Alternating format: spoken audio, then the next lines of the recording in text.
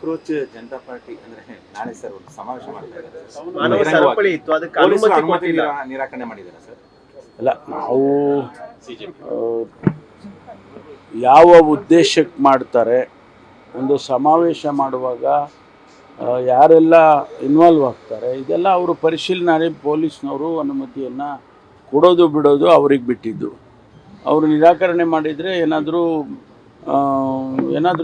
ಅಂಶಗಳು ಇರಬೇಕಲ್ಲ. ಮೊನ್ನೆ ಒಂದು ಕಾರ್ಯಕ್ರಮದಲ್ಲಿ ಸಿದ್ದರಾಮಯ್ಯನವರು ಕೂಡ ಕಾಂಗ್ರೆಸ್ ಅವರು ಕೂಡ ಬೆಂಬಲ ಕೊಟ್ಟಿದ್ರು. ಸಿಜೆಪಿಯ ಏನು ಆಂದೋಲನ ಇದೆ ಅದಕ್ಕೆ ಬೆಂಬಲ ಕೊಟ್ಟಿದ್ರು. ಪೊಲೀಸ್ನವ್ರು ಮಾಡೋ ಕೆಲಸ ಪೊಲೀಸ್ನವ್ರು ಮಾಡ್ತಾರೆ, ಪೊಲಿಟಿಷಿಯನ್ಸ್ ಮಾಡೋ ಕೆಲಸ ಪೊಲಿಟಿಷಿಯನ್ಸ್ ಮಾಡ್ತಾರೆ. ಈಗ ಕಾನೂನು ಸುವ್ಯವಸ್ಥೆಯನ್ನು ಕಾಪಾಡೋದು ಯಾರ ಕೆಲಸ? ಯಾವುದೇ ಸರ್ಕಾರ ಇರ್ಬೋದು, ಯಾವುದೇ ಪಕ್ಷ ಅಧಿಕಾರದಲ್ಲಿರ್ಬೋದು, ಅವ್ರಿಗೆ ಜವಾಬ್ದಾರಿ ಇದೆ. ಅದರಿಂದ ಅವರು ಕೊಡೋದು ಬಿಡೋದು ಅದನ್ನು ನಿರಾಕರಣೆ ಮಾಡಿರ್ತಾರೆ. ಒಂದು ವೇಳೆ ಅದನ್ನು ಓವರ್ ರೂಲ್ ಮಾಡಿ ಸರ್ಕಾರ ಕೊಡಬೇಕು ಅಂತಾದರೆ ಅದು ಬೇರೆ ವಿಚಾರ.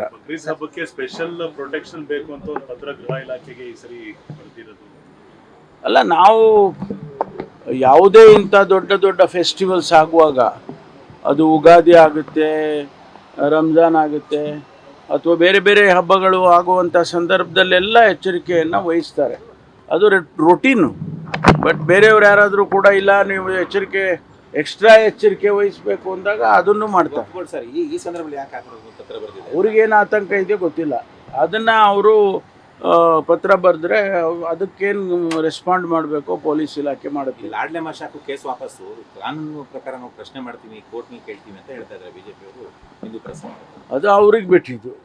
ನಾವು ಅದ್ರ ಬಗ್ಗೆ ನಾವು ಹೆಂಗೆ ಅವ್ರಿಗೆ ಬುದ್ಧವಾದ ಹೇಳೋಕ್ಕೆ? ರಾಜಕಾರಣ ಮಾಡ್ತಿದ್ದಾರೆ. ಅಲ್ಲಲ್ಲ, ನೋಡಿ, ಕಾಂಗ್ರೆಸ್ ಪಕ್ಷ ಈ ದೇಶದಲ್ಲಿ ಎಲ್ಲರಿಗೂ ಸರಿಸಮಾನವಾಗಿ ನೋಡ್ಕೊಳ್ಬೇಕು ಅಂತ ಸಂವಿಧಾನದಲ್ಲಿ ಏನಿದೆ ಅದನ್ನೇ ಮಾಡ್ತಾ ಇರೋದು.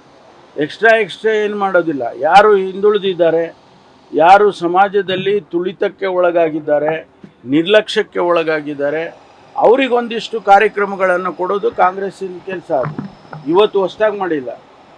47ರಿಂದ ಕೂಡ ಅದೇ ಕೆಲಸವನ್ನು ಮಾಡ್ಕೊಂಡು ಬಂದಿದ್ದಾರೆ.